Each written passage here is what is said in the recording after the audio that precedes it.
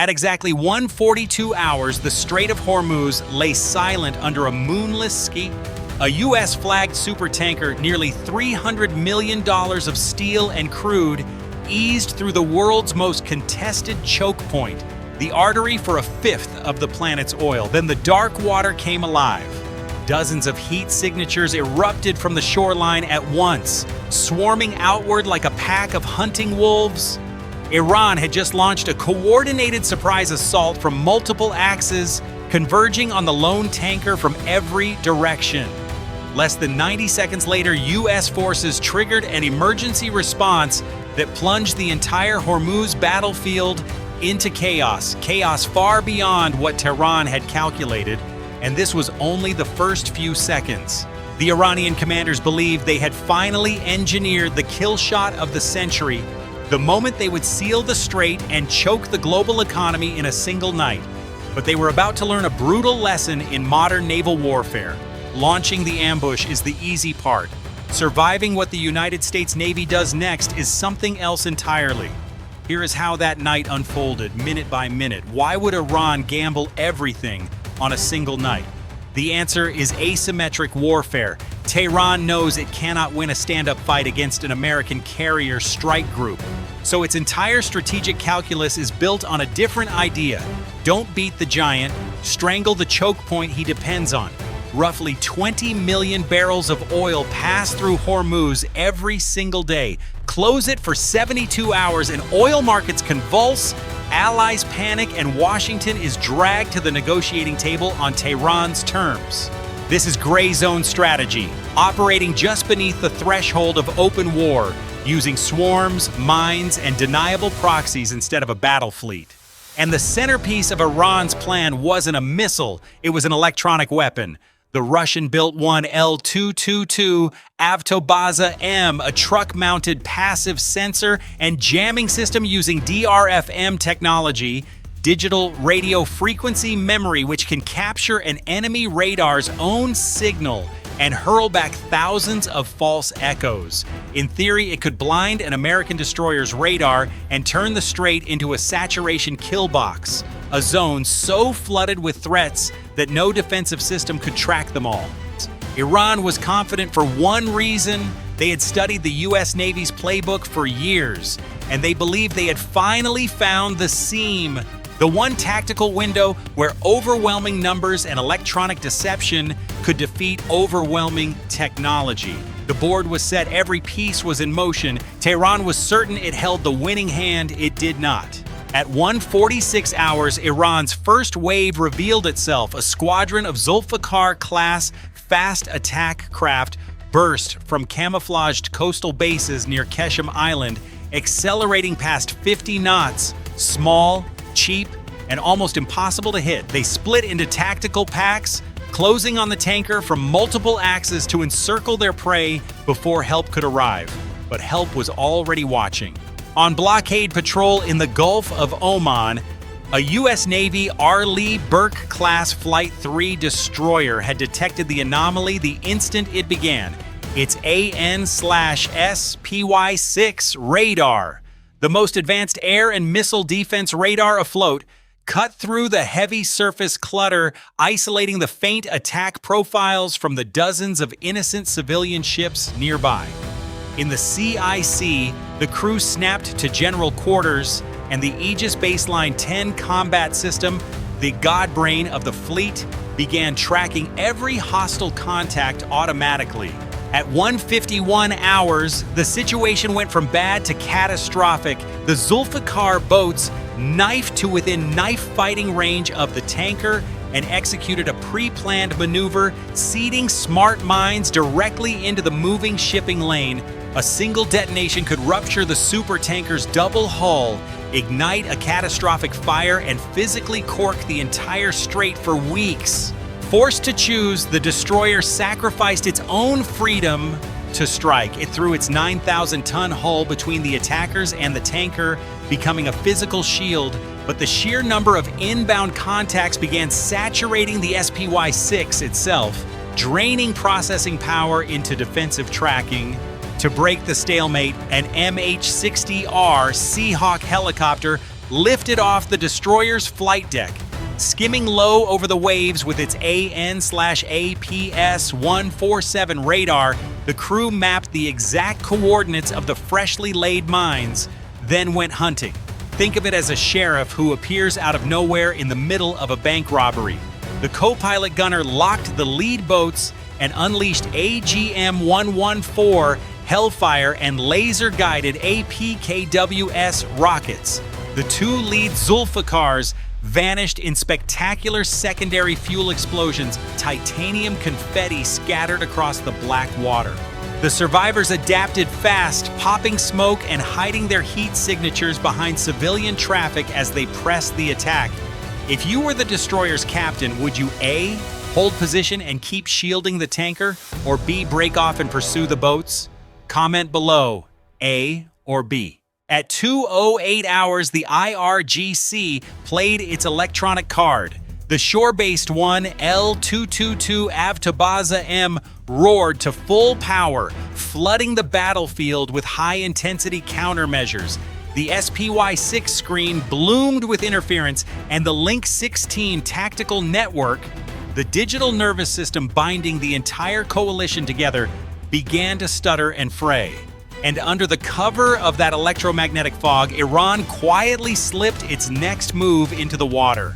A squadron of Goddard-class mini-submarines, diesel-electric ambush predators, purpose-built for the Strait's shallow trenches.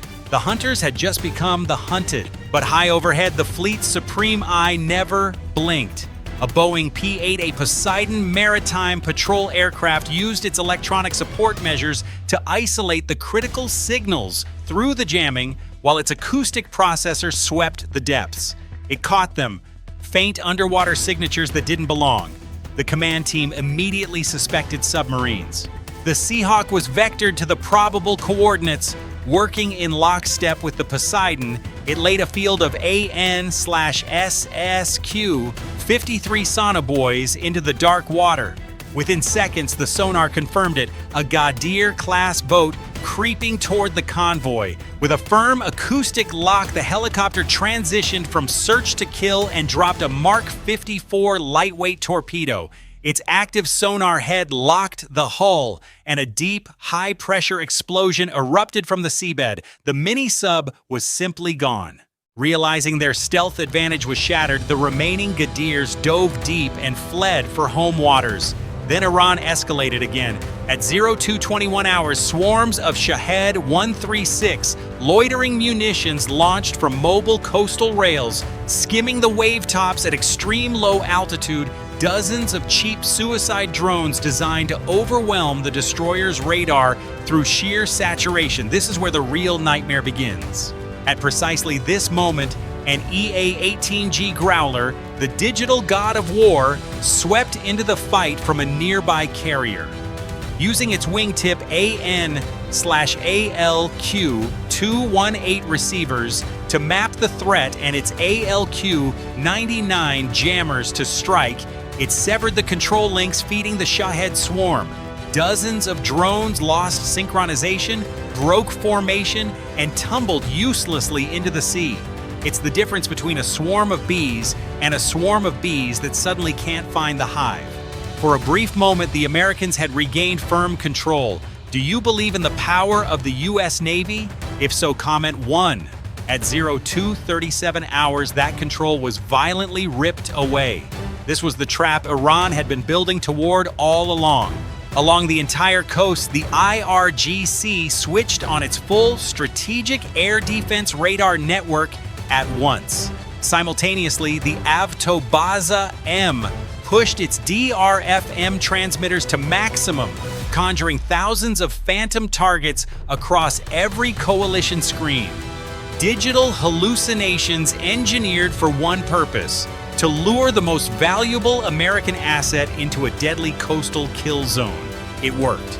Without warning, the F-35C Lightning II, the stealth fighter that had just arrived to extend the coalition's sensor reach, was painted simultaneously by the long-range radars of an S-300PMU-2 battery, one of the most capable air defense systems on Earth with engagement ranges past 100 miles. Inside the cockpit, the threat warning audio exploded into a chorus of missile-lock tones. The pilot was a heartbeat away from being hammered out of the sky. He answered with iron discipline. The F-35C broke into high-G evasive turns, slamming through punishing maneuvers and spitting flares to shred the tracking chains locking onto his aircraft. But the electronic war was now turning against the coalition. Under the relentless jamming, the tactical data links degraded catastrophically. Link 16 collapsed into localized blackout. The destroyer, the Growler, the Poseidon, the fighter for a terrifying stretch, each was fighting half-blind and alone, cut off from the unified picture that made them lethal as a system of systems. And that was exactly the point of the trap. While every coalition sensor was consumed hunting the elusive jammers and saving the F-35C, Iran sprang the second jaw. A small group of surviving Shahed 136 drones, the ones the Growler hadn't caught, punched clean through the outer air defense corridor while the defenders were distracted. They went to full throttle, closing the distance fast, and locked onto the supertanker. The defensive screen had a hole in it. The threat was now inside the wire. The entire convoy stood on the edge of catastrophic destruction, a single impact away from the fireball Tehran had promised. For the first time that night, the giant was reeling. At 02:49 hours, the United States Navy played its final card. The EA-18G Growler switched roles in an instant. From shield to sword, from beneath its wings, it launched a salvo of AGM-88 HARM missiles, weapons that home in on enemy radar emissions like a bloodhound following a scent. They streaked toward the coast at over twice the speed of sound and slammed into the Avtabaza M's mobile transmitters, vaporizing the very source of the electronic deception. The jamming network died. The effect was instantaneous. The Arleigh Burke destroyer surged out of the digital blindness, its Spy 6 radar snapping back to crystal clarity, repainting the entire battlespace in high resolution.